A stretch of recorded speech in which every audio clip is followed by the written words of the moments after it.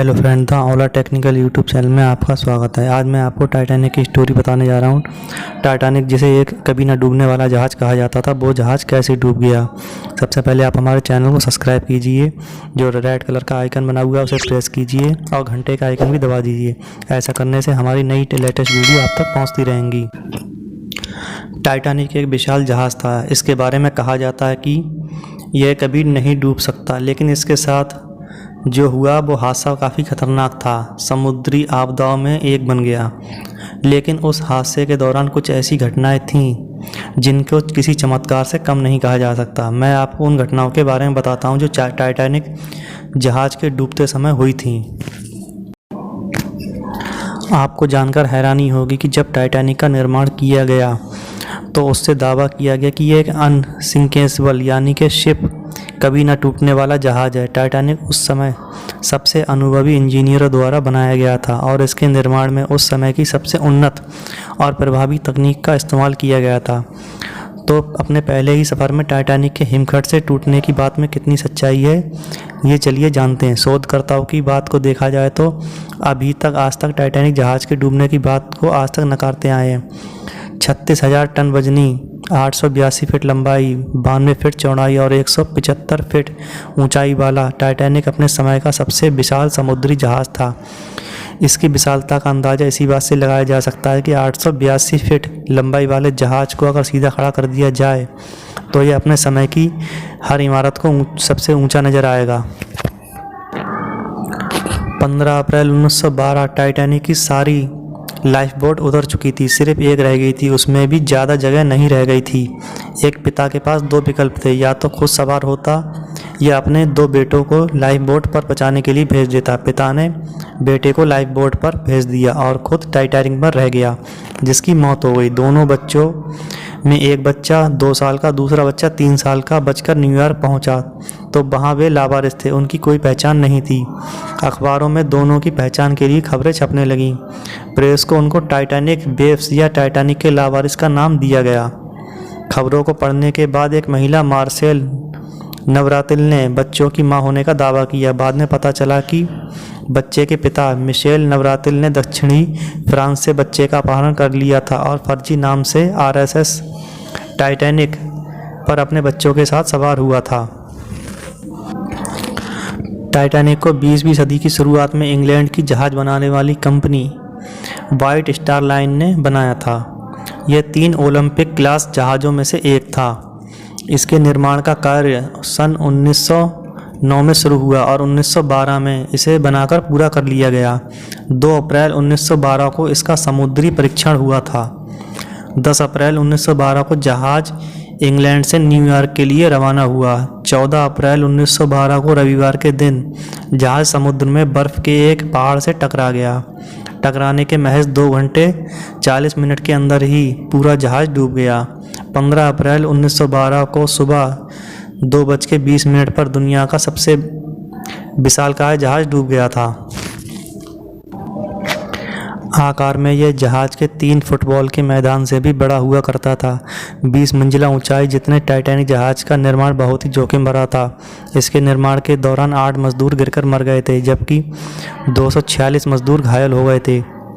Titanic जहाज़ को बनाने का काम 31 मार्च 1909 को 3000 लोगों की टीम द्वारा शुरू किया गया।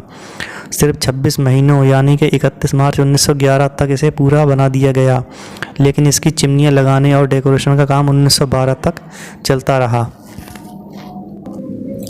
जब टाइटैनिक अपने पहले और आखिरी सफ़र पर निकला, उसी समय एक पत्रकार ने एक फ़ोटो ली थी, जिसे देखकर साफ पता चलता है कि जहाज़ के नीचे एक काला निशान था।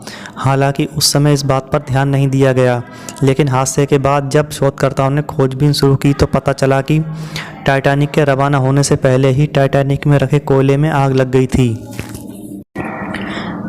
एक व्यक्ति टाइटैनिक में सवार होने वाला, जिसका नाम था चार्ल्स जोकिन, ने 14 अप्रैल 1912 को टाइटैनिक के हादसे का शिकार होने से पहले शराब पी थी। जब जहाज़ आइसबर्ग से टकराया तो उसने जहाज़ पर सवार यात्री और चालक दल के सदस्यों को बचाना शुरू किया। जब जहाज़ डूबने लगा तो उसने पानी में छलांग लगा दी। ज़्यादातर लोग जहां पानी में गिरने के थोड़े मिनट ही बाद मर गए, जो कि करीब 2 घंटे तक उत्तरी अटलांटिक सागर में बर्फीले पानी में रहा। उसके बाद वह एक पलटी हुई लाइफ बोट पर चढ़ गया। ऐसा माना जाता है कि शराब के नशे ने उसके पानी में शांत रहने में मदद की और ठंडे पानी का असर उस पर नहीं हुआ। उसका 2 घंटे तक बर्फीले पानी में जिंदा रहना किसी चमत्कार से कम नहीं था। टाइटैनिक के डूबने के पीछे दूरबीन की कमी को बताया गया। दरअसल उन दिनों सोनार सिस्टम नहीं आया था। सोनार सिस्टम में एक प्रकार की ध्वनि तरंगें लगातार छोड़ी जाती हैं और जब वे तरंगें किसी वस्तु से टकराकर वापस आती हैं तो ये सिस्टम उस वस्तु की आकार और दूरी का सही पता कुछ किलोमीटर की दूरी से ही पहले ही पता कर लेता है।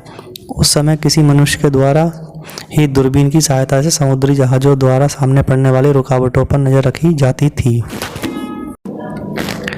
उस समय टाइटैनिक के निर्माण की लागत $7.5 मिलियन आई थी। आज की मुद्रा स्थिति के हिसाब से इस विशालकाय जहाज़ को बनाने की लागत $400 मिलियन यानी कि करीब 26,000 करोड़ रुपए के आसपास आती। इतनी बड़ी लागत और उस समय की सबसे बेहतरीन तकनीक और बेस्ट मटेरियल से बने इस टाइटैनिक का महज एक बर्फीली चट्टान से टकराकर 2 टुकड़ों में टूट जाना सच में एक अविश्वसनीय घटना है। इसकी सच्चाई से पर्दा हटाने के लिए शोधकर्ताओं ने इस पर कई शोध किए। कमाल की बात तो यह है कि ये आग लगभग 3 हफ्ते से जल रही थी और इस पर किसी की नज़र नहीं गई। और इतना तो हम सभी जानते हैं कि लोहा गर्म होने पर लाल और कमज़ोर हो जाता है।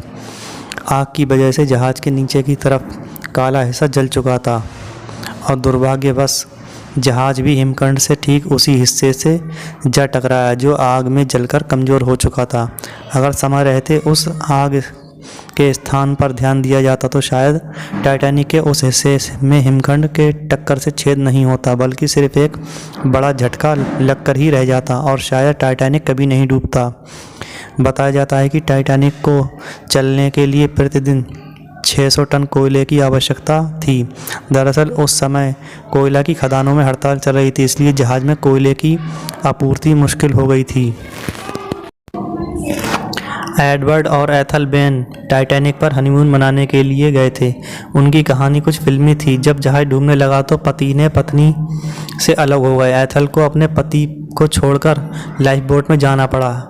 एडवर्ड को किसी लाइफ बोट में जगह नहीं मिली तो उसने जम चुके समुद्र में छलांग लगा दी। किस्मत से कुछ देर में उसको किसी लाइफ बोट ने उठा लिया। यह भी संयोग ही था कि दोनों बच गए। लेकिन एक दुर्भाग्य की बात यह भी रही कि जिस कर्मचारी द्वारा दूरबीन से नज़र रखी जानी थी उसे जहाज़ के रवाना होने से कुछ मिनटों पहले ही नौकरी से निकाल दिया गया था। तो जहाज़ की दुर्घटना होने में दूरबीन से नज़र ना रखी जाना ये भी एक बहुत महत्वपूर्ण बात मानी जाती है। आपको ये हमारी जानकारी कैसी लगी आप मुझे कमेंट बॉक्स में बताइए और हमारे चैनल को सब्सक्राइब कीजिए। वीडियो देखने के लिए थैंक यू।